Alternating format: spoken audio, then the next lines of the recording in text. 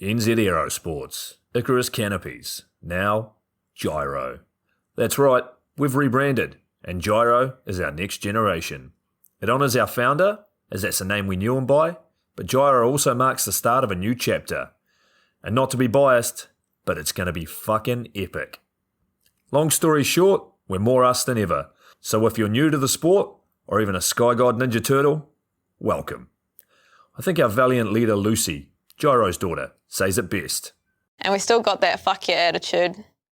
Rebrand! Woo! Rebrand woo indeed, Lucy. Anyway, head over to gyro.com for more info and get amongst your legends.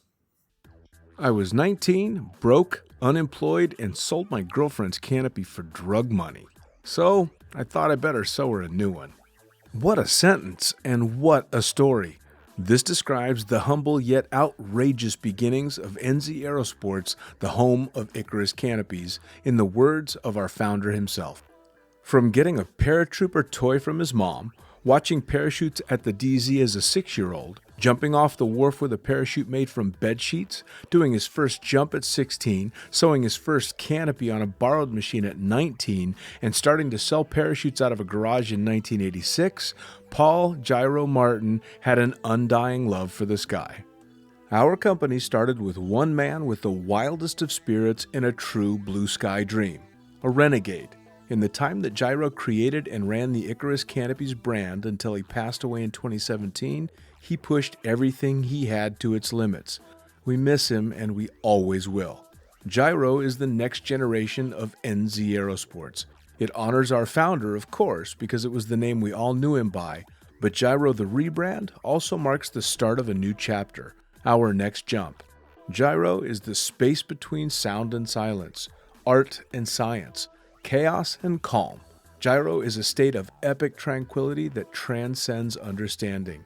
That moment, in the door, in free fall, mid-swoop, where nothing but the present exists. A perfect balance of euphoria and thrill.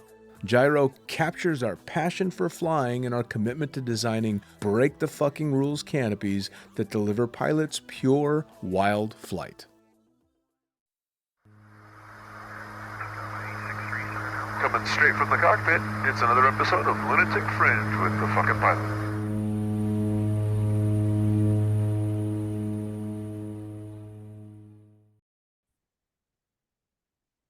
Ready, set, go! Back in the can for another edition of the Lunatic Fringe podcast, and damn, I've missed this face, man. First, who the fuck are you and how are you and what do you do? Whatever. You fucking look great, man. It's great to see you. Who are you? I feel good, man. My name is Omar Alhegelan, and I'm a skydiver just like the rest of you. That's about it. But listen, I wanted to mention something. The last time we talked was actually pretty epic. We were perched at 13,000 feet in the Himalayas doing a podcast. Yes, we were. How cool is that? Dude, I thought about that earlier today. I'm like, okay, when's the last time Omar and I did a one-on-one talk? And then when's the last time I actually spoke to him on the podcast? And it was in Siangbochi after a fucking awesome day of jumping. Yep. Everybody tired, everybody happy. We're sitting around drinking. I think we had 2 big pitchers of lemon honey ginger.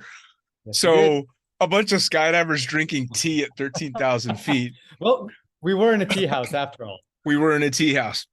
Of course, my overriding memory of that is that I turned down the gracious offer by Mr. Matthew Park of a flashlight to get myself the 1,500 vertical feet back down to where my bed was, and ended up doing probably 750 feet of it in the dark. And when he says straight down, it is straight down, guys, because going from Siambuche down to Namche Bazaar is a straight down descent. Dude, it was ridiculous. And of course, I'm trying to move fast because I'm trying to take advantage of what little light that I've got. And the entire time, I'm either half ready to burst into tears or burst into laughter thinking, Omar's going to fucking die laughing if they find my goddamn dead body on the rocks because my dumbass stepped off a cliff. Hey, we told you so. Yep, yep, you Nobody did. wants to hear. Nobody likes hearing it, but we told you Oh, so. no, no. Hey, dude, there's sometimes I will cop to being an idiot, and that's definitely one of them. You and I both, brother. You and I both. So look, you first off, let's reintroduce you to anybody that hasn't heard your previous podcasts, and to the young jumpers coming up that's all they're thinking is Omar who? So my name is Omar Alhegelan, and I started skydiving 30 years ago, to October 3rd. So Congratulations, man. thank you. 30 fucking years. Yeah, man, quite a milestone. So yeah, I started jumping 30 years ago. I was blessed that by my second year skydiving, I entered a freestyle competition with my then partner and coach Olaf Zipser, and we took second place. After that, I became world champion in World Cup champion, gold medalist in 1996, and then world champion 97. And in 1995, with Olaf and Charles Bryan, we were world champions of free flying. There was the ESPN SSI Pro Tour that went on, and we went ahead and got first place on all 4 stops, becoming world champions back in 1995 with the birth of free flying itself. So I was at the right place at the right time with the right people, and was able to accomplish quite a few things. And also a shout out, of course, to my then partner. He's no longer with us, Orly King, with whom I won all those freestyle accolades. You know, it's funny, when I saw your announcement for your 30 years in skydiving, the way that I had always arrange things in my mind, because when I started skydiving, you were already on your way up, and you were already in the Chronicles videos that I was watching, and you already seemed like the old guard to me. You were just the top of the fucking pyramid. And then it dawned on me, wait, that motherfucker started skydiving 2 years before me. Holy shit. And it really kind of puts it in perspective, and it's a really cool thing, especially for the younger jumpers that are listening, that between you and I, experience-wise and time in the sport, we're pretty close. But as far as experience in the air and what you've done with it, worlds apart. Yeah, well, I was really lucky. I was lucky and blessed to be able to do about 1,500 jumps a year for the first few years of my skydiving career. I was able to team up and hire a coach, Olaf Zipser, who was then a world champion at the time, and so everything really fell into place. So that's half of it. The other half of it was the passion. The passion, because that's the desire, that's the motivation, that's the drive. Without passion, you can't get anywhere. That's my firm belief. And so when you put the two together, boom, miracles happen. Sure. Now, coming from Saudi originally, how did skydiving enter your consciousness, and how did you gain the ability to skydive? Because when you were growing up as a kid, there was no such thing as skydiving in Saudi Arabia. Yeah, well, interestingly enough, Dean, I didn't grow up in Saudi. My parents were diplomats, so I grew up around the world. I was born in Madrid, Spain, and then I lived in Venezuela, Denmark, London, US. So I traveled all over the world, and because of that, I had always. But let's go back just a little bit. When I was a little kid, I remember there used to be a cartoon. None of you know it now because cartoons have changed. But it was called Mighty Mouse. And so Mighty Mouse, he was this little mouse, this little kid, and he had this cape on, and he would fly and he would save. And so from an early age, I always wanted to fly. Now, a few years later, as an adolescent, I started watching the James Bond movies, and I remember seeing all those incredible scenes of James Bond jumping off the mountain, whether he was skiing and then he opened his parachute ski base jumping at the time, which was really incredible when you think about it, how long ago. Oh yeah. So that always put in a desire in me to jump. I had always wanted to do it. And I remember watching Moonraker and seeing that actually the stunt double for Roger Moore actually went and started tracking towards one of the other characters. Jaws, I believe, was his name. Yeah. And, oh my God, you can actually fly, you can move. It's not just falling. And that, again, built a fire within me. It took a while before I was able to get that fire and turn it into reality. The opportunity came across a few times, but somehow life always got in the way, and I never did until my friend in Washington, D.C., Jean-Luc Vivier, Here's hi to you, buddy. And he was a hairdresser at the time, and I was getting my haircut, and he's like, guess what I'm doing this weekend? I'm like, what are you doing this weekend? He said, I'm gonna go do an AFF. I'm like, what the hell's an AFF? He goes, it's an advanced free fall program in skydiving. I'm like, no, you're not. He goes, what do you mean I'm not? I said, we are. And I went with him, and the rest was history. And so really, thanks to Jean-Luc, thank you, buddy. Thanks to you, all this happened, and I am here today doing this podcast with Dean. Thanks to you, bro. You know, it's so funny that your movie inspiration was Moonraker, because everybody else, it's Drop Zone, it's of course Point Break. You know, it's those pivotal movies. But you got bit by the bug via movies much earlier, because Moonraker was a long time before Point Break. Oh yeah, way before. I'm telling you, I always had this desire. I remember when I was must have been about 6 or 7 years old, and I had climbed up to like a little tower. It was like probably equivalent to a third or fourth floor. And I remember looking over and having this desire to jump. Well, I wasn't suicidal. I wasn't going to jump. I didn't want to kill myself.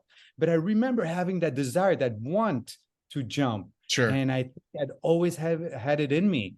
And so fast forward now to, what was it, October 3rd, 1993, I go do my first AFF. It was in St. Mary's County. And I'll never forget it. I did my jump. I landed on my ass, of course, crashed and burned.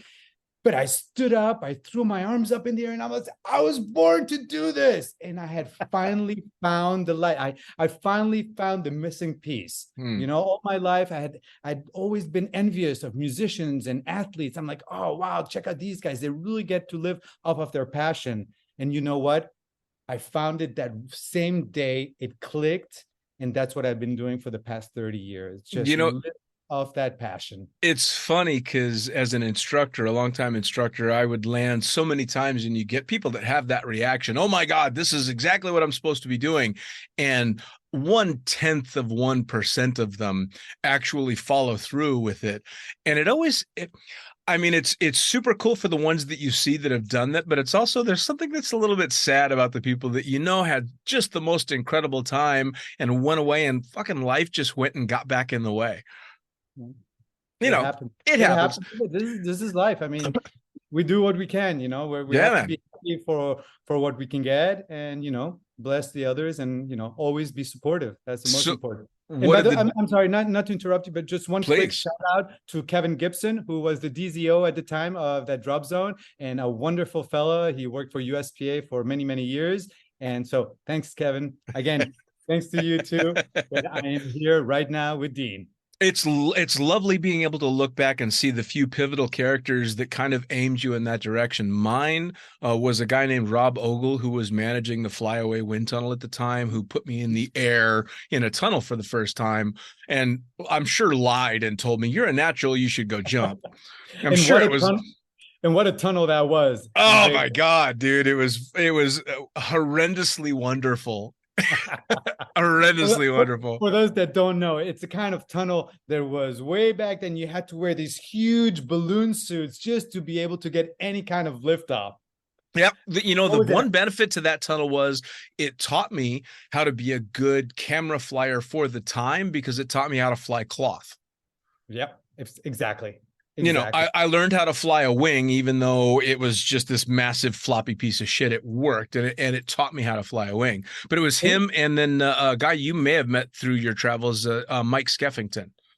So Mike Skeffington ended up running the video concession out in Cross Keys, big time jumper and base jumper and everything. And the first time I met him, he was the guy behind the counter talking me into getting the video at the Drop Zone that I was going to jump at in Las Vegas. And he was just such a sweetheart and such a welcoming guy that, of course, you just throw the money down because you trust this guy. And he was right. He was right. So it's great being able to look back and see those mentors along the way. Now, when you're doing this, what are your very regimented, I don't want to say regimented, but very professional parents? I mean, they have a big time important jobs, and they're traveling the world doing diplomatic stuff. What do they think? Yeah, they thought I was Coco Loco. all of them. I mean, all my friends, my family, everybody thought that I was a little out there. Well, they knew I was already out there. That Sure. I had always proven to be that person, that guy.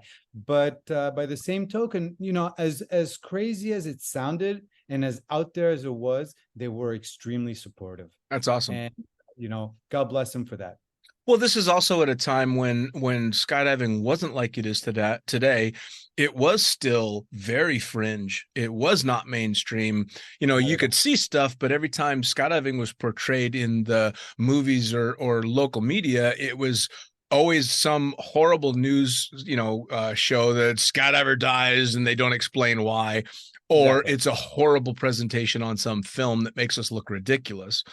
Good.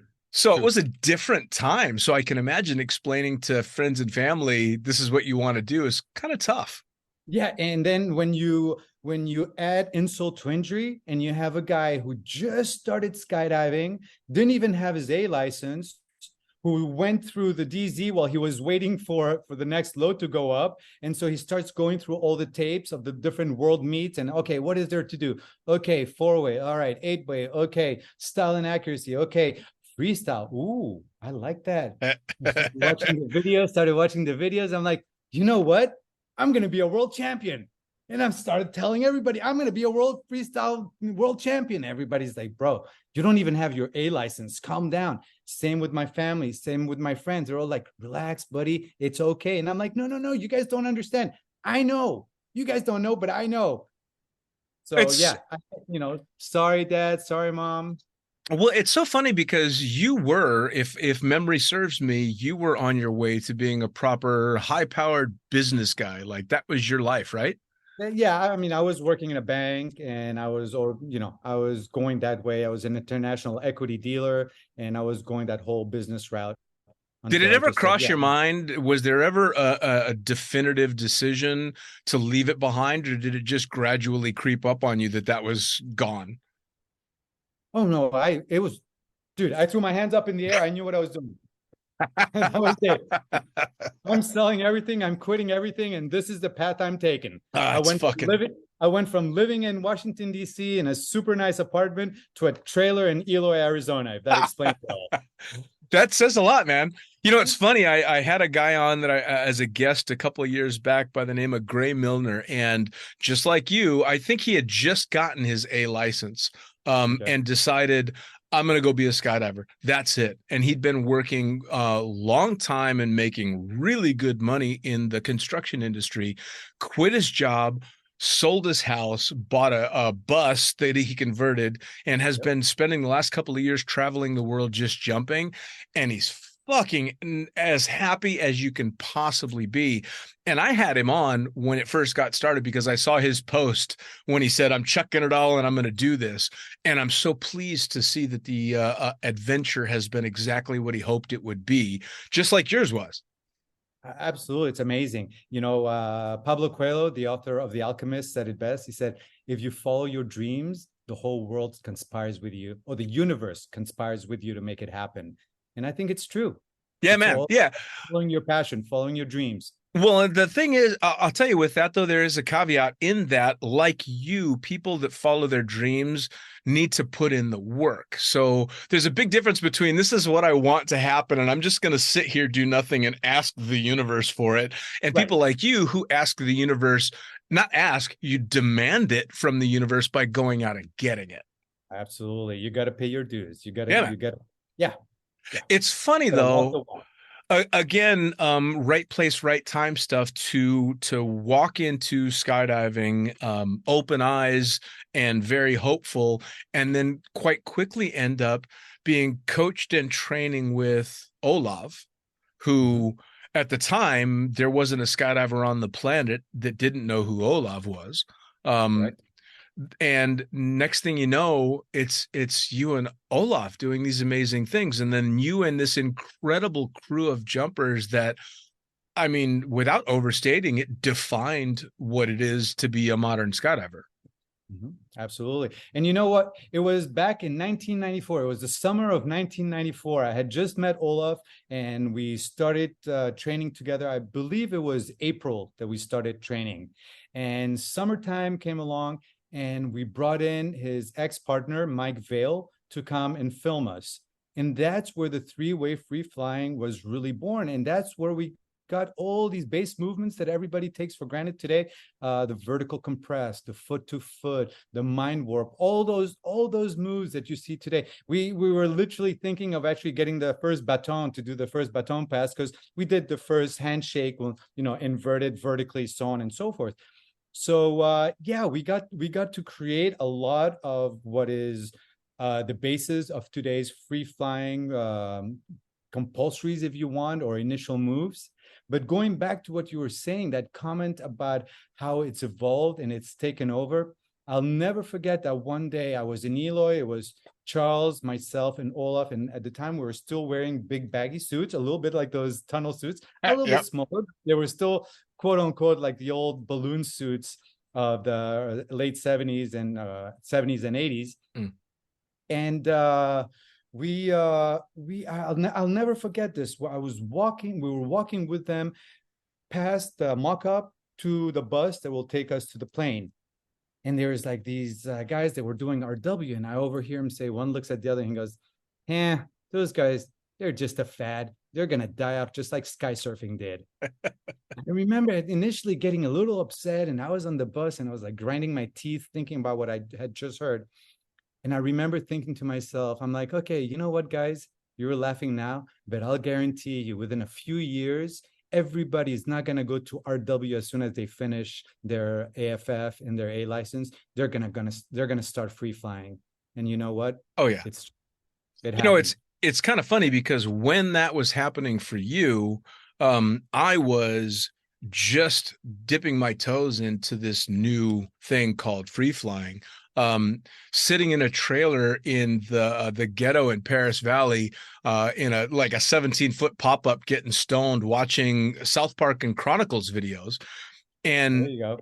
The images that stick out in my mind more than anything were you doing the now iconic jump, shirtless in blue jeans, with your hands on your hips in this amazing fucking pose, doing this head down spin.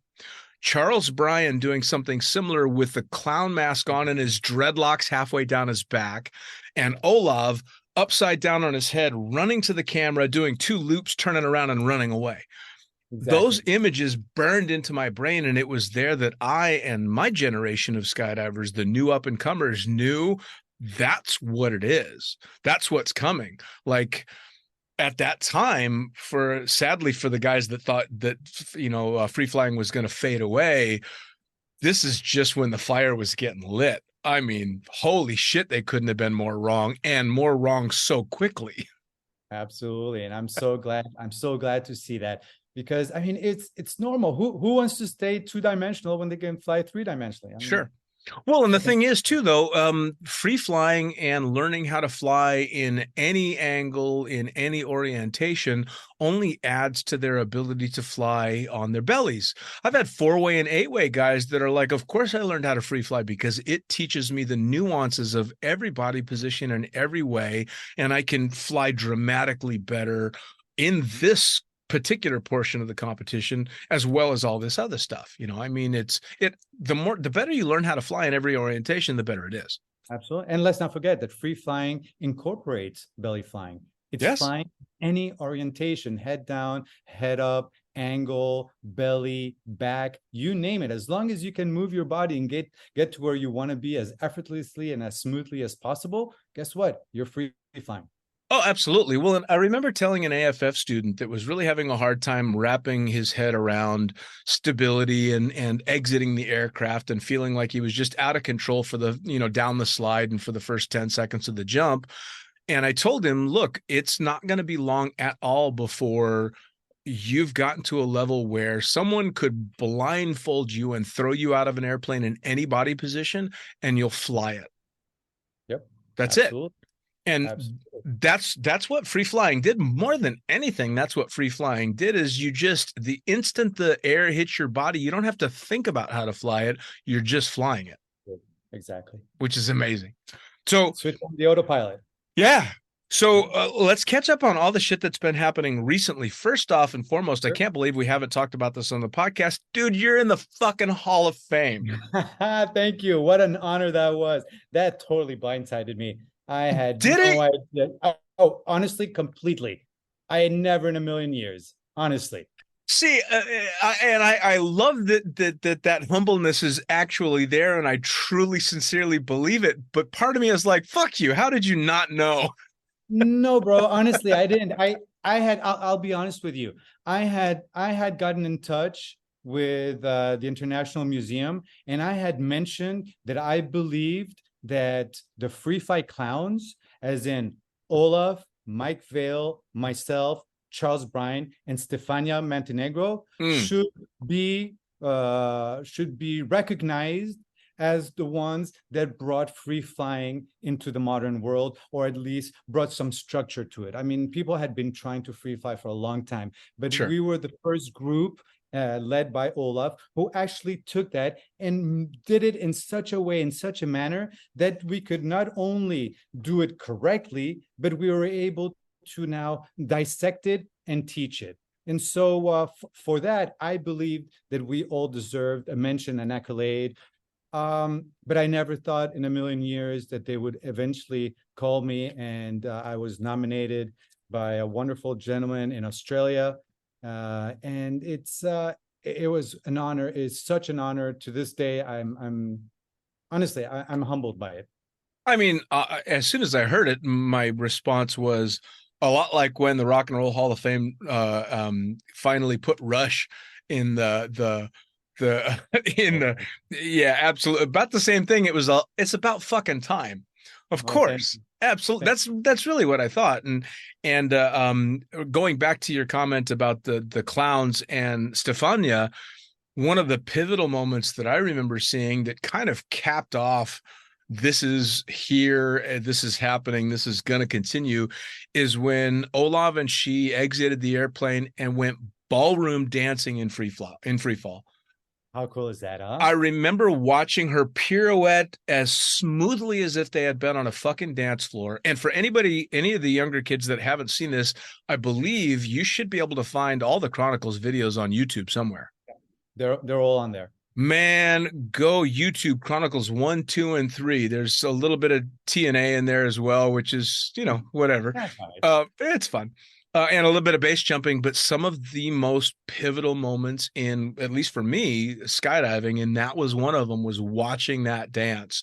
And that's when you kind of knew, oh, this shit's here, So for cut to all these years later, for it to finally end up with you in the Hall of Fame, I don't understand how that didn't happen earlier.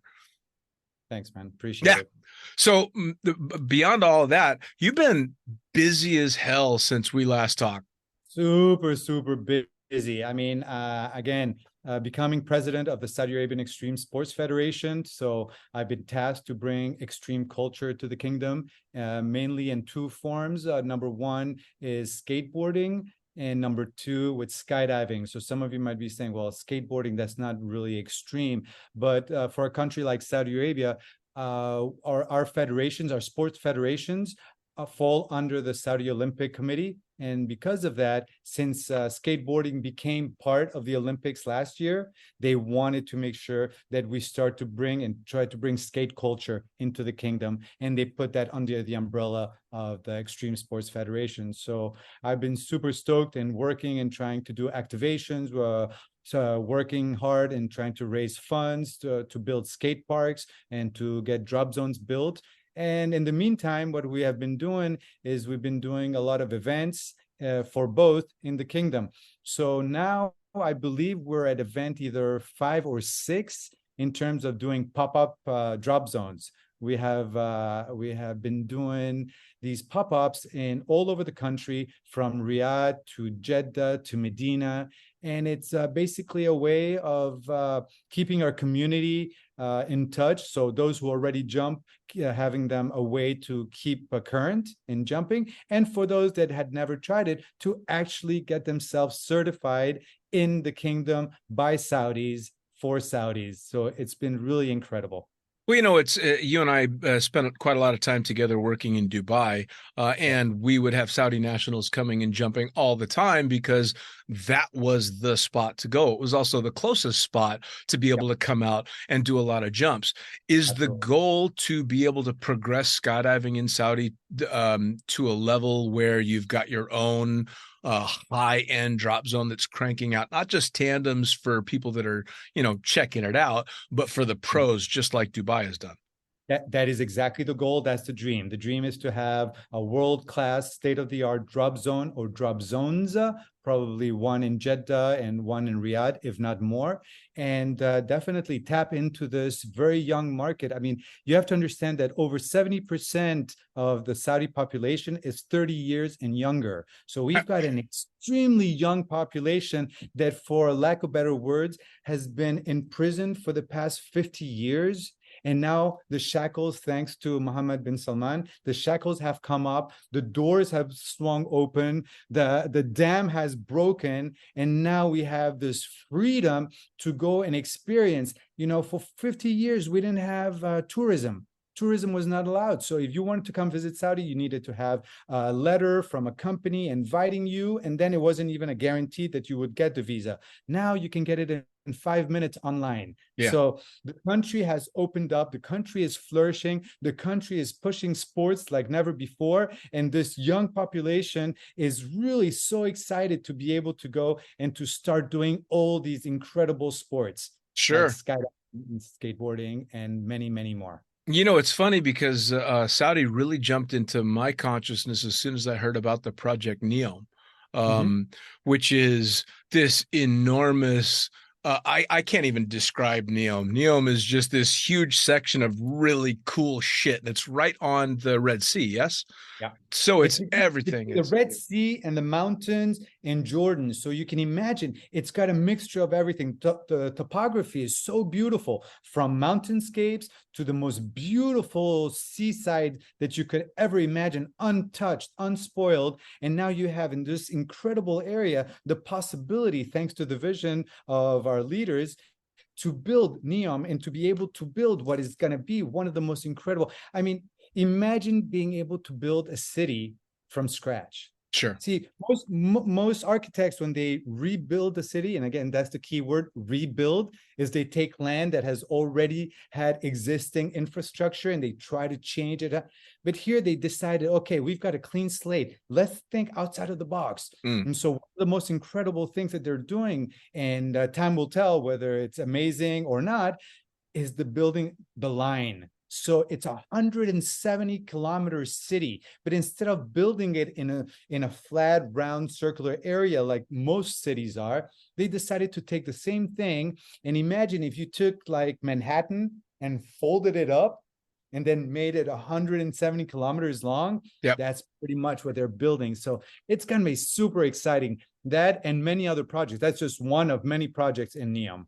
Sure. Well, and having had the opportunity a couple of years back with one of the other pilots from Skydive Dubai, I had to fly one of the Twin Otters from Dubai to Switzerland, which meant flying across the entire length and breadth of Saudi on my way through Egypt and then over the Mediterranean. And I don't think either one of us did anything other than spend our time looking out the windows. I'd like to say that I was paying attention to being a pilot, but I was just the entire time looking outside going, are you fucking kidding me? And for it to go and such varied landscape. Anybody that thinks the desert's ugly has never actually been in the desert. Exactly. It's a beautiful place. Now, I will talk a little shit because you mentioned planning, having the ability to plan a city from scratch. I had a great tour in Dubai, but goddamn, whoever designed those roads fucked up. Here's the thing about that. I heard this said, and I wouldn't be surprised if it's true. Or I don't know what I don't know, so it could be fake news. But I think that the roads in Dubai were actually designed for left drive in the British system, and then at the last minute they switched it. And that's why I think that a lot of the off ramps are really strange because they're going the wrong way. Yeah. That actually kind of makes sense because, well, and you live in Dubai for any length of time, and you realize that if you miss your turn, that just added 30 minutes to your day. Like, That's pretty much. there's no U-turn, there's no nothing. And my favorite, and for those jumpers that have either been to or will be going to get that iconic palm shot, free fall over the palm, is the ramp to nowhere. That highway that just fucking stops. They just stop building it. Right at the entrance. And they turned it into basically billboards. Every time something happens, they just hang something off the side of this off ramp that doesn't go anywhere. But you know what, Dean? Again, you and I don't know what they know. And so Oh, yeah. eventually we're going to wake up one morning and it's just going to be. Yeah. Well, actually, the last I heard was that there is another massive high rise going up right in that lot across from where that off ramp is, where they used to hold the equestrian events on the drive going into Skydive Dubai. So I'll be interested going into the future to see what the palm drop zone has coming, simply because if they put another 80, 100-story building literally right next to the drop zone, it's already, I mean, the palm can be and it's getting tighter. I mean, I don't know when was the last time you looked at it, but I did a compare and contrast. I was looking at pictures of it when I first jumped there back in 2010, and I compared it to now. Oh my God. I mean, it's unbelievable, unrecognizable. And it's a challenge, not just for the jumpers, but for the pilots as well, going in and out of that strip, because it's a one way in, one way out now, pretty much. And I've likened it to an extremely busy drop zone in Central Park. Pretty much. That's what it's like. Pretty much it. That's exactly what it is. Yeah. And only in Dubai could you manage to do something like that, really. Now, the benefit, I would think, with everything that you've got potentially going on in Saudi is that because you're planning it all from scratch, it's very easy to pick these locations for drop zones where that's not going to happen, where it's, a drop zone designed by jumpers for jumpers. For jumpers, exactly. And that's what we're actively working very hard to do. And fingers crossed, within a couple of years, we should start seeing something popping up and people actually jumping and people coming to Saudi to jump. And again, for instance, the last pop-up that we did, we had a group of at least 10 or so, if not more, international jumpers that came to jump with us, came with the local Saudis to jump. And they were all blown away just by the topography of Medina that was just gorgeous.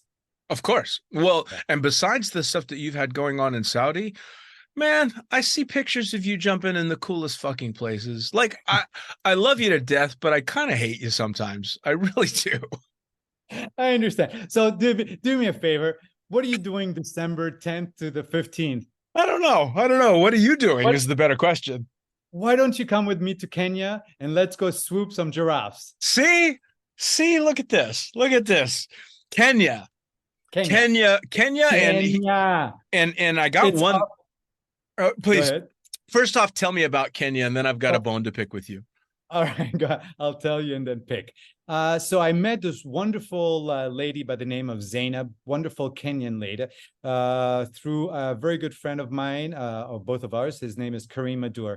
He introduced us, and then the whole ball got rolling, and we started working on helping Zainab get a boogie going for her drop zone. So Zainab is the first Kenyan DZO. She is the first Kenyan to get her ratings. She's a tandem instructor. She's a senior rigger, and now a DZO at Go Jump Kenya and Kilifi at Vipingo Ridge. Wow. And it's one of the most incredible setups that you will ever see, simply because she is based off of this resort called Vipingo Ridge. Vipingo Ridge has a PGA golf course in its grounds. It has, 5-star accommodations and villas, and it has a runway right there on it. And so imagine you have the runway, you have the PGA golf course, you have everything. So it's perfectly laid out, and it's an animal sanctuary. So you have these orphan giraffes and a lot of orphaned animals that are brought there and taken care of by the Kenyan Wildlife Service. And it's incredible. I mean, you wake up in the morning, you open the door, you look out, and you're having your coffee, and you see zebras crossing and monkeys jumping and gazelle, and you're like, dude, pinch me. Is this possible? Yeah. And then you go jump, and they have this beautiful beach club, and you land right on the pristine white sand over by, with the Indian Ocean lapping at your feet as you come in, as you drag a toe.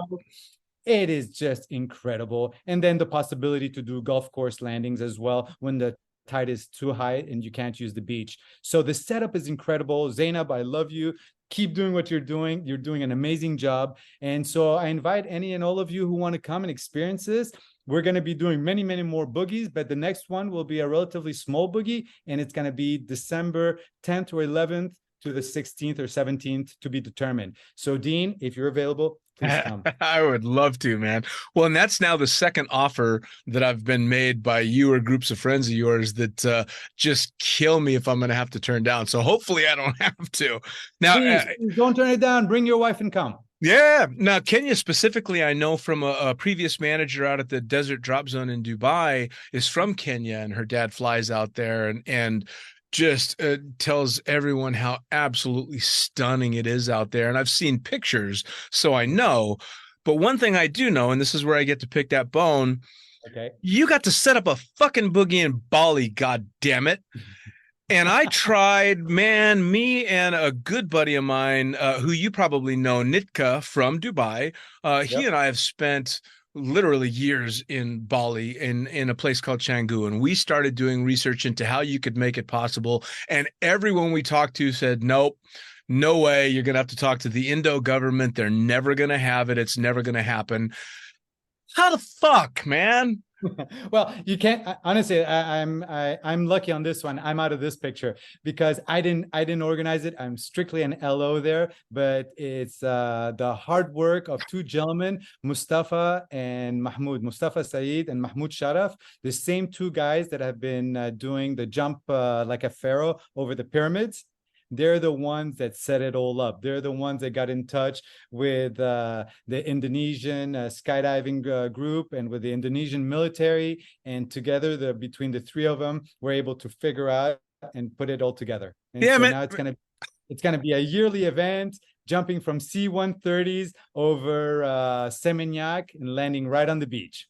Man, we had done the prospectus for a 182 operation and the potential for the money to be made at an airfield that would have been an hour-long bus ride from Seminyak to get to a field that we would have had to build on our own. And the prospectus for money, the income that would come in was worth it enough to buy a bus, build an airfield, and do all of this stuff because it's Bali, it's tourism, and it's people looking for an amazing time in an incredible place, and it's stunningly beautiful.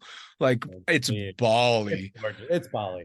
It's Bali. It's amazing. Now, the one thing that has happened because of all this notoriety is that the traffic has become horrendous.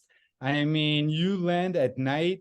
It takes you at least an hour just to go from the airport to Seminyak. I mean, you know that distance. It shouldn't take more than 15 minutes. Yeah. And but here's where we got really, really lucky. If you can believe this, imagine every morning you've got 3 buses full of people with a motorcycle police escort. They would come and take us and split the seas of traffic and let these buses with skydivers go to the military base, the Air Force base, which is at the international airport. Right. And get in there in like less than 15 minutes. Oh, I'll tell you what, though, you would almost need that because if you let a bunch of skydivers there for a boogie loose on scooters, you'd kill half of them on the scooters. My last true and proper near-death experience, and it's sad that I have to say my last, but my last near-death experience was on a fucking scooter in Bali. And I remember going to bed that night going, I can't have my epitaph read, I died on a scooter in Bali. No kidding. I'll talk about a crazy way to go after all the things that you've done in your life. Yeah, one of the most dangerous things in the world I've ever done is ride a scooter in Bali. Oh, no, but I mean, what a stunning place. And it's Incredible. been, especially considering the last time we talked was kind of the pandemic era, how much has happened since then, and what a positive turn everything has taken for you. And I wanted to mention one more thing about Bali is that as beautiful as the place is, the people are 100 times more beautiful. And Mm, that's really what made it. It's mm. the people in Bali are just so genuinely nice and friendly and accommodating. Yep. Really incredible. The villas that a group of skydivers and I owned, well, I say owned, but as a foreigner, you can't own any property in Bali. You can lease. Right. So we had lifetime leases on 2 villas before COVID hit. And talk about the most caring, helpful people you've ever seen. We rented the places from the family, rented them out on Airbnb, and the family were our drivers. They were our housekeepers. They were our managers of the property. They rented our guests scooters and all this stuff. And I remember going to the head of the family and asking him quite bluntly, I'm like, look, we're actually making a profit off of these places. Why don't you just Airbnb it? And he just kind of smiled at me and he went, I know exactly how much I'm making. I know exactly who it's coming from and where it's coming from. I don't have to deal with anything. And you're paying me more to deal with the problems you have to fix. Why would I want to do that? And I'm like, that's fair enough. Okay. Yeah. No, they're really wonderful people. At the end of the day, they're so, like I said, accommodating, warm, friendly. It's amazing. I look forward to going back there. Now, during that boogie, are you guys taking tandems or is it strictly sport jumpers? It's both. It's sports jumpers and tandems. So there you go for the people that are listening that are still in that tandem phase and not sure they want to become a jumper. Try and set some time aside to go make your next tandem over Bali. Exactly. So I think last year, this year was in June. I think they're gonna try and make it in May next year. So pencil in your schedule and your diary, put in a big circle for May and write Bali Boogie. Yeah, man. Well, and that's when it really kicks off, the whole season of it as well. And there's so many other things that you can do. So you can go jump as well as God knows how many other things. So, oh my God, so many. What other big events are you heading back to the Himalayas this year? Yeah, absolutely. So at the end, I'm going to Eloy now in October for the Hall of Fame weekend. And I'm going to go hang out over there, celebrate my 30 years in Eloy, meet a lot of friends that I haven't seen in some decades, I am sad to say. And then after that, I'll be going to Jump Like a Pharaoh at the end of October, 31st of October to November 5th, 6th will be Jump Like a Pharaoh, the 6th time that I go there. Well, it's volume 6. And then after that, back to Nepal for Everest Skydive, doing some beautiful halo jumps from Siamboche at 13,000 feet and landing at that altitude, which a lot of people don't realize. Not only do we trek there for a few days to set up camp and everything, but then we end up taking off from there with all our oxygen equipment and then landing at that altitude, which makes it quite different. Well, and this last year when I was up there with you, you and Matthew opened up new landing areas. So you landed at the base of what mountain? Ahmad Ablam. Yeah, man. We landed over there, which was exciting because now we're landing at 15.5. And that's what a beautiful place. I mean, when you say Everest Skydive, I mean, Everest is because we know of Everest. Everybody's heard of it. And it's just such an incredible mountain in it of itself. But we still land quite a ways away from it. It's not like we're landing in the base camp. Sure. Here, we literally go and jump right next to Ahmad Ablam, one of the most beautiful. To me, I think it's even more beautiful than Everest itself. Not as high, but as a mountain itself, it's an incredible peak. So Well, beautiful. the difference between Everest and Ama Dablam is one is the mystique and the lore of Everest because it's the highest mountain in the world and because so many people have climbed and died on that mountain. And then Ama Dablam, which is, they call it the Matterhorn of Nepal, when it's exactly that. And I think it's in the village of Dingbochi. You're sleeping there, and no matter what window you look out, Ama Dablam is just right there in your face, man. And it's so incredible. You do that acclimation hike above Dingboche, and you're still not even barely to the level of base camp for Ama Dablam. It's incredible, right? Stunningly beautiful. And I remember being so incredibly jealous when you guys were going and opening up that landing area that I couldn't see it happen because it's such a stunning place. I watched you guys take off from Sangbochi and then, yeah, and then I watched the helicopter come back in, knowing that you're not out, you're already at Ama Dablam, going, oh man, it was so cool. It was incredible, and we're gonna keep opening new spots and higher places. So keep an eye out. You might see some exciting stuff coming up. Well, and was it Wendy Smith that was part of the crew that landed on top of Kalapatar? Yes, Wendy Smith, I believe, and Tom Noonan, if I'm not mistaken, landed in Kalapatar. And our friend Peash actually went even higher, and he landed in the North Col of Burunsi. He wasn't able to declare it as a Guinness record because of technicalities with GPS, what have you. Sure. But at the end of the day, he's got the world record. Bravo, Peash. Good job on that one. I remember because I did this last time around, I did the hike up to the top of Kalapatar because that's where I released ashes of a few friends. And I remember as I'm up there going, they landed parachutes here? Imagine. There's barely enough air to catch your breath, let alone flare a canopy. I think it's what, 5,500 meters, if I'm not mistaken. Yeah, that's the highest part on the entire trek. I think the only other spot that comes close is Gokyo-ri. Yeah, Gokyo Ridge. Yeah. Otherwise, wow, man. Wow. And that brings up another memory. We're going to eventually have to have another one where you go into great detail about your experience the first time you ever went and hiked the Everest region and ended up having Russell Brand. Russell Bryce. Russell Bryce. That's right. Having Russell Bryce give you a hand with a few issues you may have had. Yeah, absolutely. That's for another day, but absolutely. That was, wow. What an introduction to the mountain. And well, we'll talk about it next time when we actually talk about it. Yeah, absolutely. So again, as I usually do with the podcast, as we get towards the tail end, first off, how do people follow you on social media?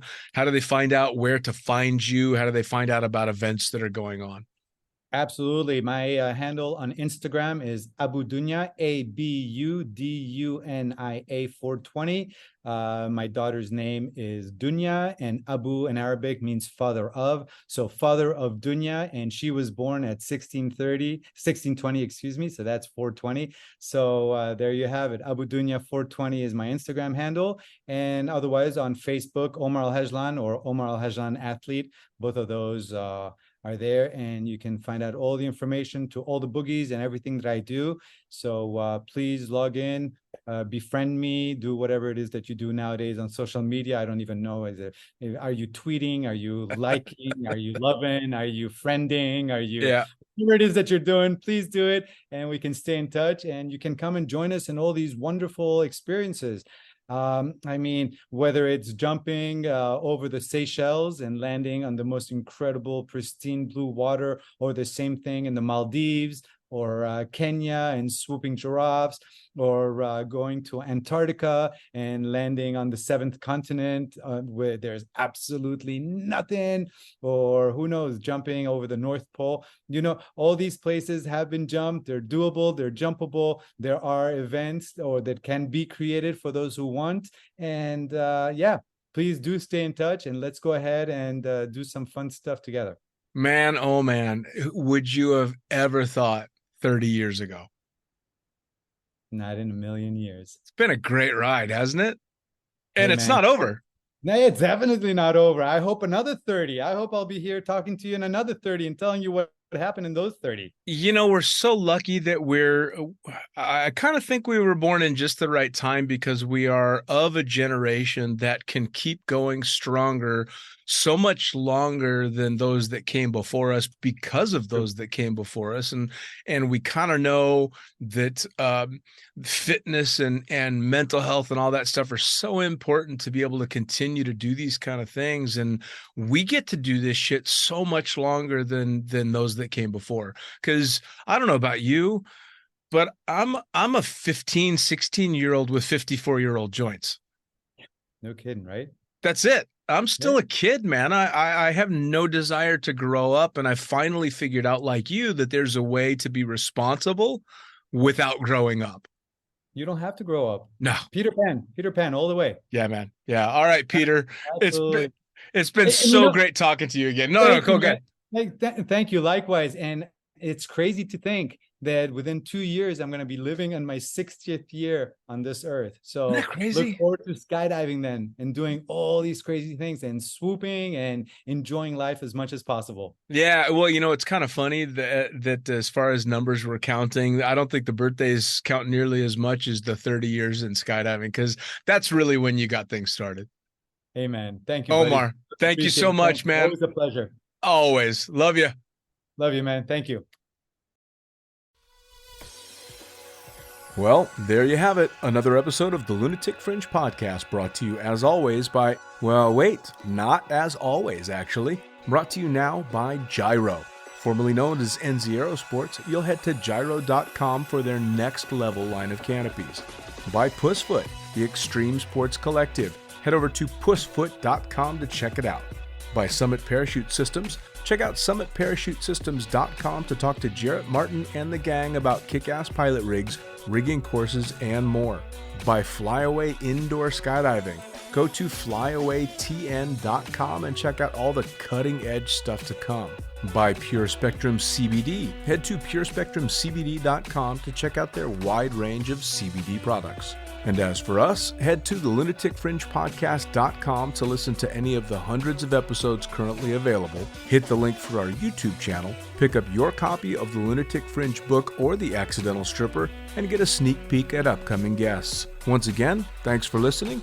We'll see you next time.